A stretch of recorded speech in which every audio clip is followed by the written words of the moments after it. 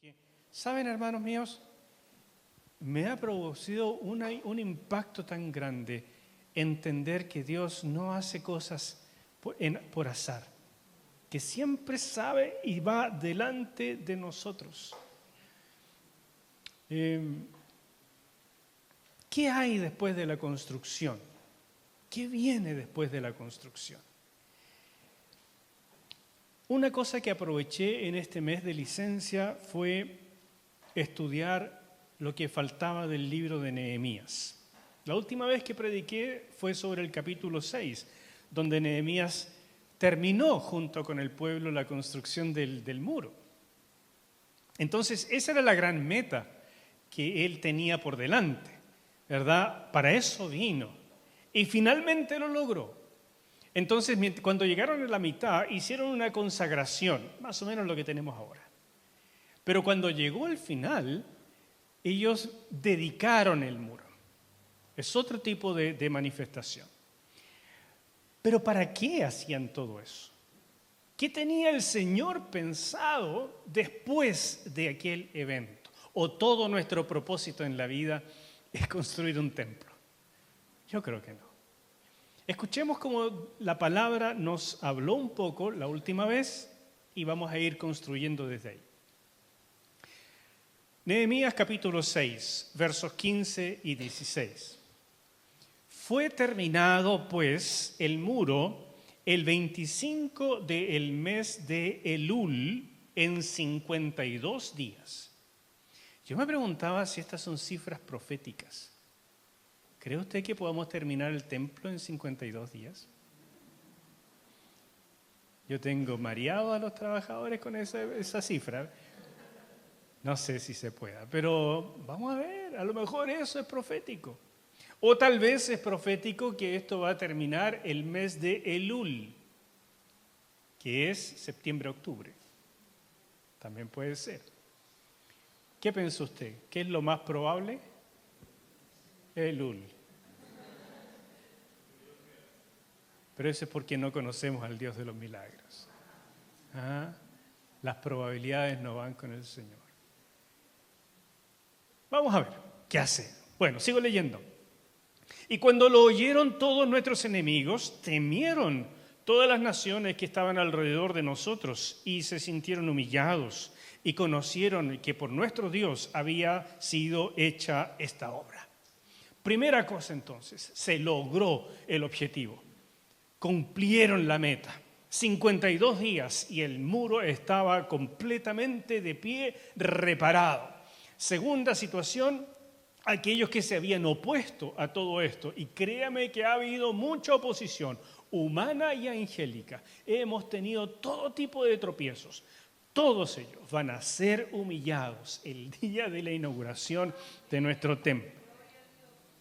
A pesar de todos los obstáculos, la muralla sin duda fue construida.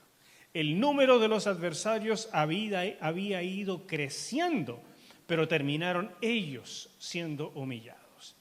Y yo creo que el libro de Nehemías podría haber terminado ahí. Habría sido como una película feliz, como esa que le gustan a mi señora.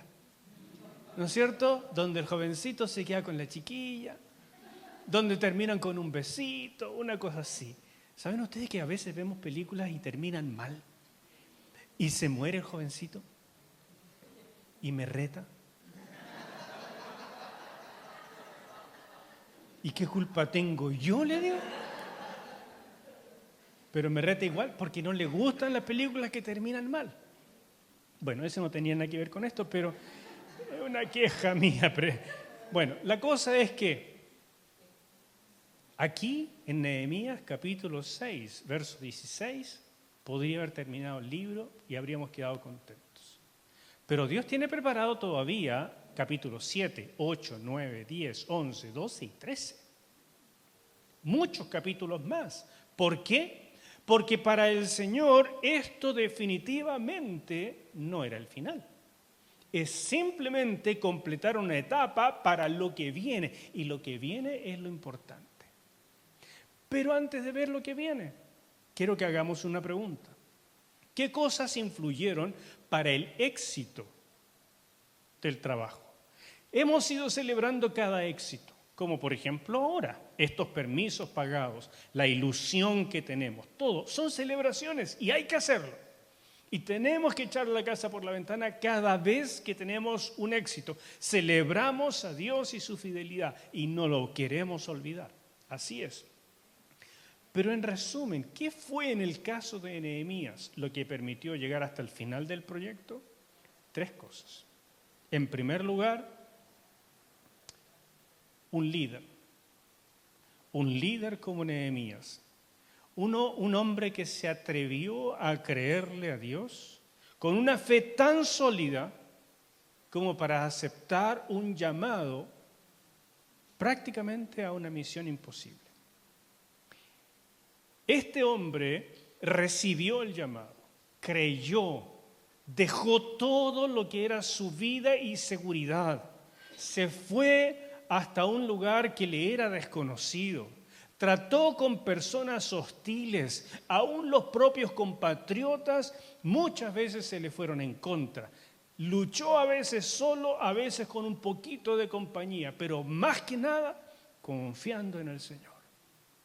Es necesario un líder así. Yo diría que nuestro caso no es tan dramático. Además, no hay un solo líder en nuestra iglesia que esté haciendo ese papel de Nehemías. Somos varios. Pero el principio que hay aquí detrás es que Dios siempre busca un hombre, una mujer, para guiar a otros en proyectos que parecen humanamente imposibles. Y tú puedes ser esa persona. Tú debes ser esa persona. Dios está buscando hombres y mujeres a los cuales confiarle las cosas divinas. Hombres y mujeres que no tienen que ser extraordinarios, sino creer en un Dios extraordinario. Y que su fe sea suficientemente firme para aferrarse a las promesas de Dios hasta verlas cumplidas. Esos hombres y esas mujeres, Dios los está buscando. Y tú, si estás aquí hoy, debes ser uno de los escogidos. Segunda cosa que influyó grandemente es un pueblo que también creyó y que tuvo ánimo para trabajar. Nunca se puede lograr un proyecto cuando hay una sola persona o dos. Es un grupo, es una sinergia, es un compañerismo, es un generar vínculos, es hacer fuerza, es animarnos los unos a los otros hasta lograr el éxito. Eso fue en el caso de Nehemías, eso es a través de toda la historia de la fe. Este es el grupo que Dios está esperando que se levante. Y en tercer lugar, por supuesto, un Dios maravilloso que opera, que hace cuando ve gente que le cree. Sin Él nada de esto tiene sentido, pero con Él todo es posible. Y esa es la diferencia del cristianismo con cualquier otra religión. Las religiones están diseñadas para hacerte bien a ti, para darte sensación de pertenencia, sensación de propósito. El cristianismo está diseñado para hacerle bien a Dios y como rebote nos hace bien a nosotros. Es muy diferente el esquema y la mirada. Entonces nos preguntamos, ¿qué viene después de la edificación del muro? Lo que viene, hermanos míos, y grábenselo en su cabeza, es la edificación de un pueblo para su nombre. Esto es el deporte de Dios, esto es lo que Él hace. Para eso se levanta en la mañana y pensando en eso se acuesta en la noche. Levantar un pueblo para su nombre. Escuche como lo dijo el apóstol Pedro en el capítulo 15 del libro de los Hechos, versículo 14. Esto es en el concilio de Jerusalén y en realidad no está hablando Pedro, sino que está hablando Jacobo, pero refiriéndose a algo que había contado Simón Pedro. Y dice lo siguiente: Simón ha contado cómo Dios visitó por primera vez a los gentiles para tomar de ellos pueblo para su nombre. Los judíos llegaron a creer por mucho tiempo que solo ellos eran los escogidos de Dios, que solo ellos iban a ser a la postre el pueblo de Dios y que todos los demás, la verdad, no sabían ellos para qué servían. Pero Dios mostró muy temprano en la iglesia que esa idea de los judíos estaba completamente desenfocada, porque la manera de ser de Dios es buscar pueblo para su nombre. Tú eres esa persona que Dios estaba buscando. Cuando alguien te habló de Cristo y movió tu corazón y aceptaste el camino de Cristo Jesús, es porque Dios estaba buscando en ti pueblo para su nombre. Nosotros somos todos gentiles. ¿O hay alguien aquí que sea judío? ¿Hay un judío? ¿Jodidos tampoco? Puros gentiles. ¿No es cierto?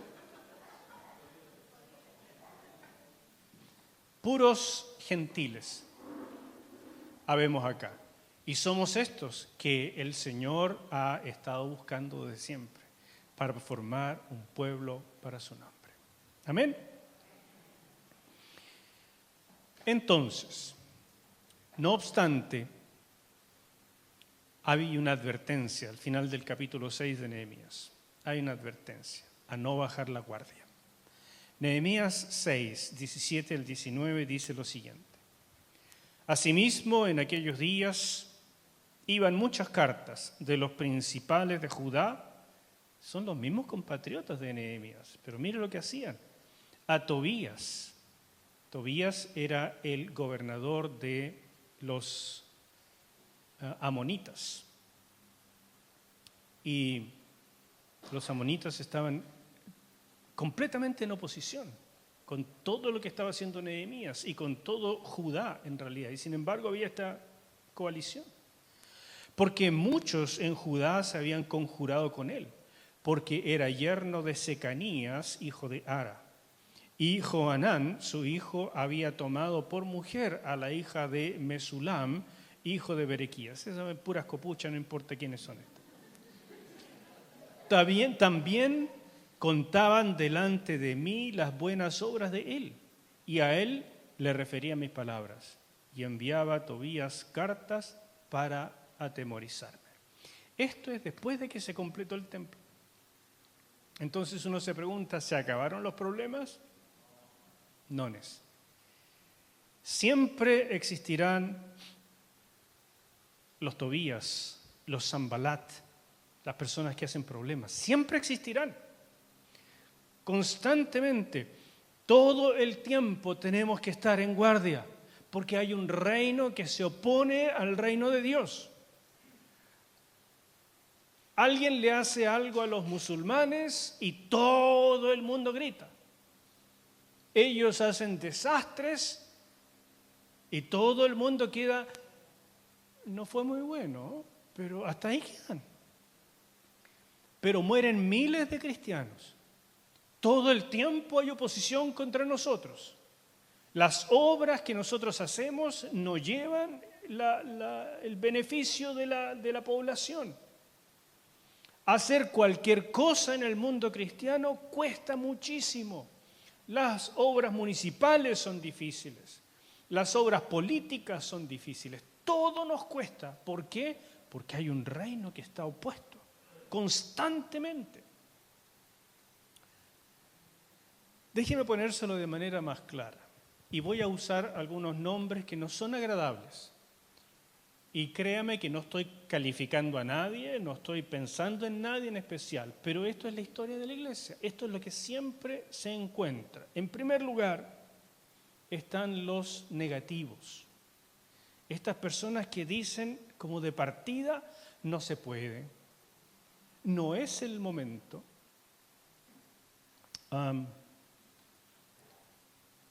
no vale la pena, no tengo tiempo. No siento que sea para mí. ¿Ha escuchado eso? Ustedes lo escuchan. Imagínense cuántas veces lo escucho yo. Y entonces uno se pregunta, ¿cómo animo a estas personas? Porque como que nacieron desanimados, ¿no es cierto? Y como que tienen profesionales del desánimo, porque nunca se atreven, son los negativos. 2, los mañosos. Estas son las personas delicadas de cutis, ¿no es cierto? Son como conflictivos, quejumbrosos, criticones. Entonces hay que tratarlos como con pinzas, ¿verdad? Y forrarlos como en papel alusafoil, una cosa así. Pues son delicados. Y hermanos, insisto, no estoy calificando a nadie. Si le queda bien el sombrero, sorry, pero son personas que requieren mucha atención y lamentablemente no aportan mucho a la unidad de la iglesia. Y claro, da un poco de risa, pero usted tiene que pensar, por ejemplo, cuando usted dice algo, cuando se refiere a algo, a alguien, ¿eso resulta en unidad del grupo? ¿Eso resulta en algo amable? ¿Resulta en que las personas quieren trabajar con usted? ¿O ha empezado a notar que como que lo segregan un poco, lo tiran aparte? Y usted se empieza a decir, ay, ¿por qué tan pesada esta gente que no quiere estar conmigo? De repente hay que mirarse un poquito y decir, eso que usted dice que es un poco impulsivo y como que dice siempre la verdad, ¿no será que es un poco mañoso y más bien pesadito? Baje las revoluciones, dígale a los demás las cosas como le gustaría que se las dijeran, procure la unidad, no tiene que quedarse callado y ser hipócrita, no es eso. Pero tiene que promover la unidad, la buena onda, el buen ambiente. Bueno, ya tenemos negativos, tenemos mañosos, tenemos también los carnales. Esto es bien complejo, porque son las personas que parecen apoyar, pero por dentro tienen una vida paralela.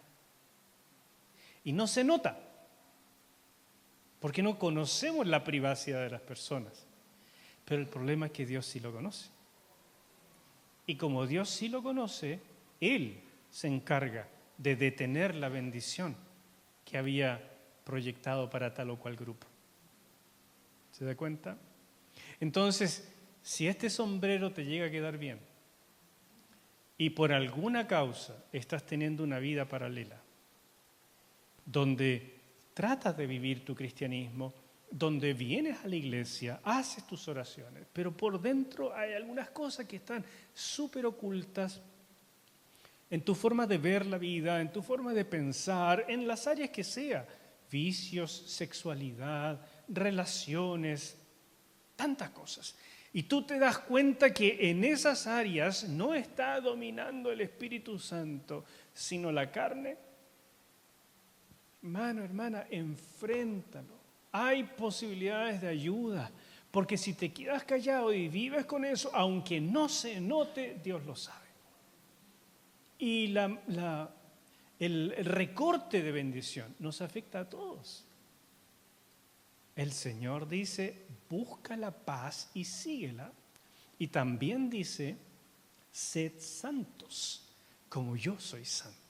Son mandamientos de Dios y que nos hacen bien. Y por último, por supuesto, existen también los instrumentos del mal directamente. Son personas que por diferentes causas, especialmente por traumas en la niñez, sin darse muchas veces ni siquiera cuenta, están influidos grandemente por espíritus inmundos. Y pueden ser un gran tropiezo en una congregación. Y estas cosas yo no las cuento, pero no es primera vez en estos 30 y tantos años de ministerio que me enfrento a espíritus de Jezabel, a espíritus de anticristo. Y esos son los grandes principados que tienen otros espíritus más pequeños que usan en las congregaciones. Pero eso ocurre, ¡ay! Y usted va a decir, pero a mí no me puede pasar si yo soy un cristiano de verdad. Pasa. Cuando le damos la carne, la preferencia a la carne, somos puerta abierta para estas otras cosas. Así que piénselo, los Sanbalat, los Tobías van a estar con nosotros. Las influencias negativas van a estar con nosotros. Todos los tipos de problemas que ya conocemos y que hemos vivido desde que la iglesia se fundó y hasta ahora, todo esto que hemos tenido que vivir, de arrendar, de no tener un lugar propio, de ver que gente se va, de peleas internas, de reconciliaciones, de buscar a los heridos, de levantar a los caídos, todo eso va a continuar. Es la vida de la iglesia. Ahora con mayor razón tenemos que estar en guardia.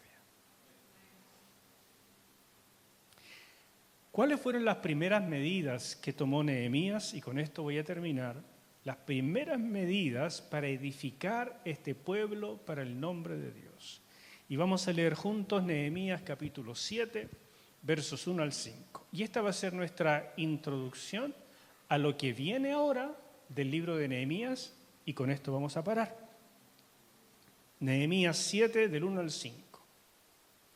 Luego que el muro fue edificado y colocadas las puertas, y fueron señalados porteros y cantores y levitas, mandé a mi hermano Hanani y a Hananías, jefe de la fortaleza de Jerusalén, porque este era varón de verdad y temeroso de Dios más que muchos.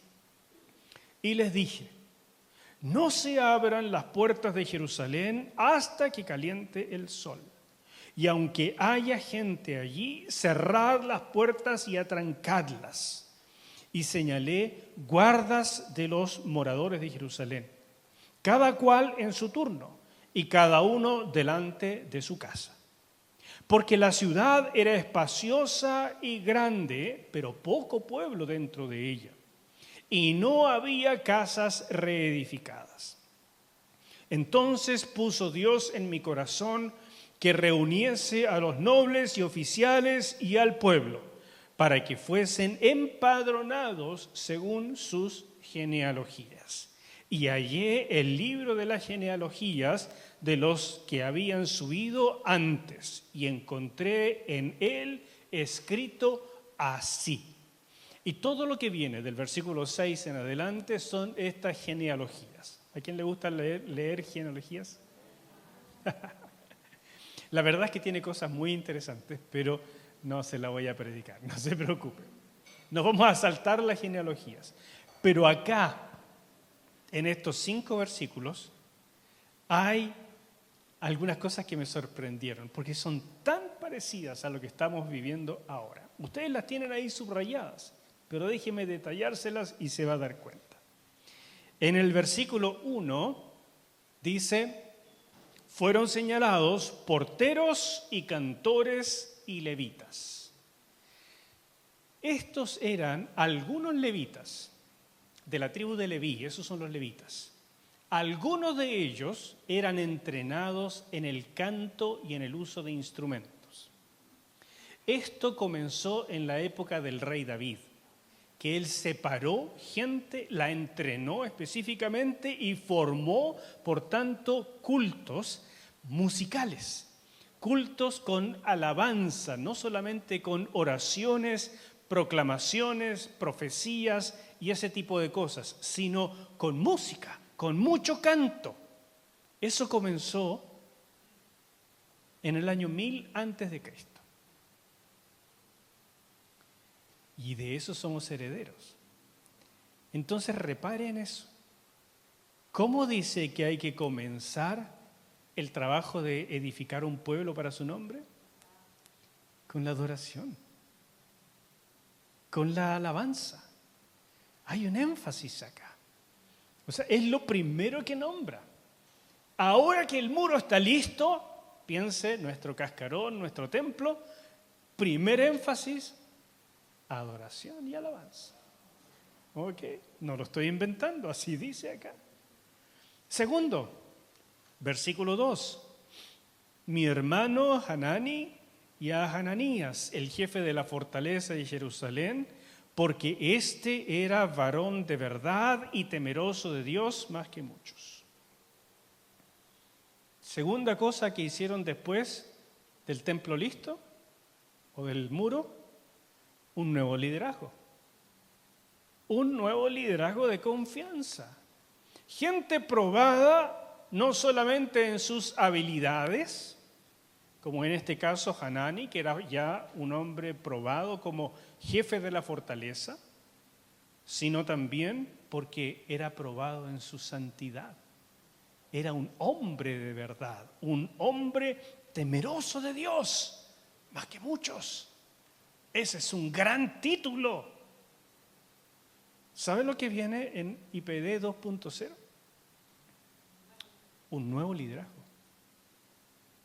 Va a surgir nueva gente. Marcelo y yo hemos estado mirando constantemente lo que tenemos entre nosotros, hombres y mujeres. ¿Quiénes se consagran? ¿Quiénes quieren ir más allá? ¿A quiénes podemos educar? ¿Y a quiénes van a ser usados por el Señor con sus dones y talentos? Ese es el trabajo de los pastores. No apernarse eternamente, sino estar preparando constantemente el siguiente liderazgo. Y aquí dice la palabra, eso es lo que viene. 3, versículo 3. No se abran las puertas de Jerusalén hasta que caliente el sol. Estas son nuevas medidas de seguridad acorde a los tiempos. En Oriente, las puertas de las ciudades se abrían al amanecer. Tan pronto empezaba a clarear, se abrían. ¿Y por qué? Por el comercio, mis hermanos. Para que el comercio funcionara desde muy temprano, sobre todo porque en las tardes hace mucho calor y se van casi todos a dormir la siesta. Porque cuando hace mucho calor no se puede hacer mucho más. Pero al amanecer, 6 de la mañana, por ahí se abrían las puertas. Pero Nehemías tomó una medida contra, que iba un poco reñida con el comercio. Él dijo, no se abran las puertas hasta por lo menos las 9 de la mañana, cuando ya calienta el sol. Y uno se pregunta, ¿por qué? Porque cuando está todavía oscuro, los guardias están adormilados. La gente todavía no viene en cantidades y es el momento preciso para que entren los ladrones, los maleantes, los asesinos. Tan pronto se abrían las puertas y estaban en una etapa con mucha oposición, con muchos problemas. Nehemías había sido grandemente amenazado y mucha gente también. Recién estaba el muro de protección, por lo tanto, no era el momento de abrir la puerta de par en par entre todo el que quiera. No funcionaba así. Pero a mí me llama tanto la atención. Creo que es un consejo que no podemos dejar de escuchar. Estamos en tiempos difíciles, ¿o no? O sea, hermanos míos, hace 5 años uno caminaba por la calle con otro nivel de seguridad y en distintos barrios que hoy en día uno ya como que no se atreve a ir. La gente ya no quiere salir de noche, no quiere venir a los discipulados de noche porque trasladarse en Santiago es peligroso. Es una época diferente. Las medidas de seguridad tienen que ver con la época. Y entonces alguien me dijo, no, pastor, vamos a orar para que Dios aposte ángeles en todas las partes del templo. Y dije, amén, hermano. Pero ¿y por qué hizo esto Nehemías? A lo mejor hubo algo de coco aquí, un poco de discernimiento que le dice, saben, hermanos míos, inviertan al principio de su construcción en seguridad. Inviertan. Un consejo. Yo lo tomo. Versículo 4. La ciudad era espaciosa y grande, pero poco pueblo dentro de ella. Qué interesante. El muro solo no sirve. El muro protege a la gente. Y la gente es lo importante. Pero había tan poca gente en ese tiempo en Jerusalén que ni siquiera podían proteger la ciudad ellos mismos. Entonces Nehemías da esta pauta. Necesitamos llenar la ciudad. Está demasiado poco habitada. Por lo tanto, hemos hecho una gran obra, tenemos ahora el cascarón, pero ¿y si no está llena? ¿Qué le dice algo de eso, no?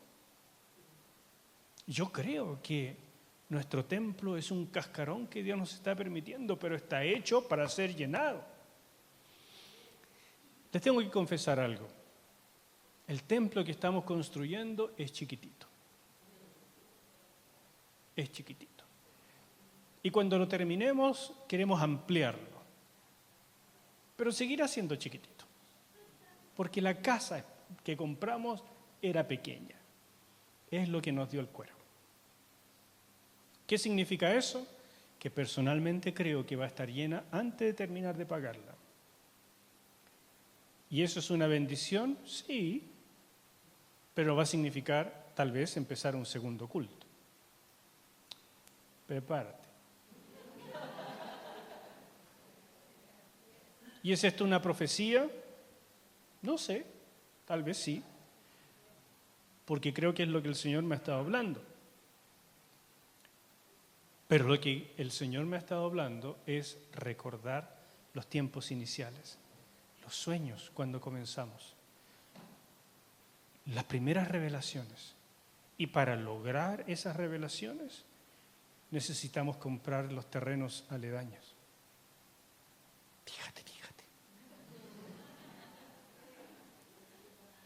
Entonces el proyecto no acaba con terminar el templo.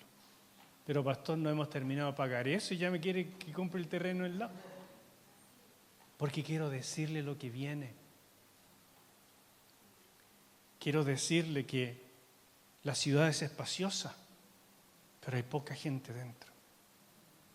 Y para lograr todo lo que el Señor reveló, necesitamos extender las estacas.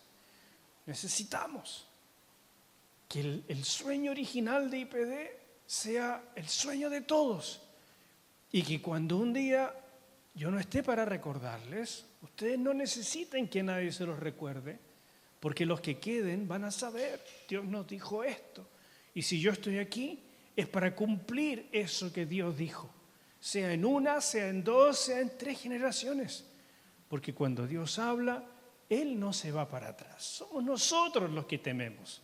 Él no. Versículo 5 y final. Entonces puso Dios en mi corazón que reuniese a los nobles y oficiales y al pueblo para que fuesen empadronados según sus genealogías. Qué interesante que mientras estaba en esto, Nehemías encontró los libros de las genealogías de las personas que regresaron 100 años antes o 90 años antes con Zorobabel. Y son señales de Dios. Y Nehemías encontró esto y dijo, ya que está esto y me estoy dando cuenta que falta gente, necesitamos poblar Jerusalén, pero no con cualquiera, con la gente que es auténticamente judía. No porque queremos hacer una separación étnica o racial, no, sino porque queremos gente que esté auténticamente comprometida con la pureza religiosa. Entonces no vamos a meter aquí a cualquier moabita, amonita y qué sé yo, filisteo y de cualquier otra parte. Los chilenos menos. Aquí solamente judíos de verdad. Entonces yo me puse a pensar, ¿y qué tendrá esto que ver con nosotros? ¿Cómo se podrá aplicar a nuestra época? Y mi respuesta es la siguiente. Creo que este es el tiempo donde el Señor va a empadronar a quienes tengan un compromiso tan firme que son los que verdaderamente van a habitar este cascarón que se llama el templo de IPD 2.0. Dios va a empadronarte, no yo. Yo ya te tengo empadronado hace rato. Los tengo en la lista de la membresía. Pero cuando Dios se empadrona y te coloca en el libro de las obras de Dios, en el libro de las obras divinas, existe ese libro, es porque Él te ha puesto para un propósito especial. ¿Has leído eso alguna vez? Que Dios nos rescató para las buenas obras que preparó de antemano para que anduviésemos en ellas. Efesios 2:10. Dios sabe por qué te empadrona, el propósito que tiene para ti. Si tú escuchas, serás fructífero. Si no escuchas,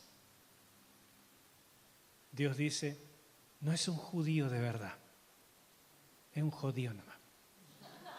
Entonces que viva fuera de la ciudad. ¿Me siguen? No creo que sea casualidad que tocaba justo este día esta prédica y que el Señor esta semana nos dijera, avance.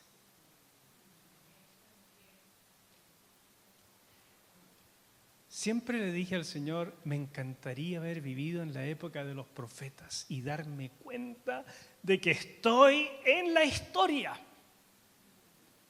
Pues bien, hoy estamos en la historia. Es un momento singular, hermanos. Es un momento donde hacemos historia porque vemos a Dios moverse. Y quiero invitarte a ponerte de pie y orar conmigo de una manera bien especial. Ya sabe cada uno hacia dónde nos está llevando el Señor y sabe dónde tiene que comprometerse y qué tiene que hacer. Y si no lo sabes, esta tarde, dedícate a pensar en eso. Las 3 columnas, las 3 pelotitas, las 3 cosas. ¿Cómo voy a participar en que el templo termine de ser levantado? ¿Cómo voy a ofrendar? Y tiene que ser ofrendas sacrificiales, mis hermanos. Estamos en una etapa diferente. Nunca les he pedido más de lo que puedan dar. Ni siquiera molesto con las ofrendas. Cada uno como propuso en su corazón. Ese es nuestro dicho preferido. Pero ahora te digo, Dios te está llamando. Tienes que dar algo más de lo que crees que puedes y ver la gracia de Dios. Si no, no vamos a terminar. 2, conquista gente. 3, discipula gente porque Dios está formando un pueblo para su nombre. Así que voy a hacer una muy breve oración y después de eso quiero hacer silencio y quiero escucharles, mis hermanos. Quiero que puedan levantar su voz. Quiero que puedan proclamar a viva voz sus profecías, su gratitud, sus consagraciones, sus promesas, lo que ustedes quieran. Entonces, siéntanse en libertad. Este culto ha terminado de mi parte, pero ahora viene tu parte. Padre, te agradezco, Señor, por habernos mirado, por habernos cuidado, por habernos traído hasta este momento. Historia. Y tú nos has usado a cada uno en diferentes etapas y en diferentes cosas, grandes y pequeñas. Todos los que estamos aquí hemos tratado de dejar una huella en tu reino. Algunas perdurarán más que otras, pero ha sido por tu gracia y lo reconocemos. No por nuestro poder, Señor, no por nuestros méritos, sino porque tú eres bueno y tu misericordia es para siempre.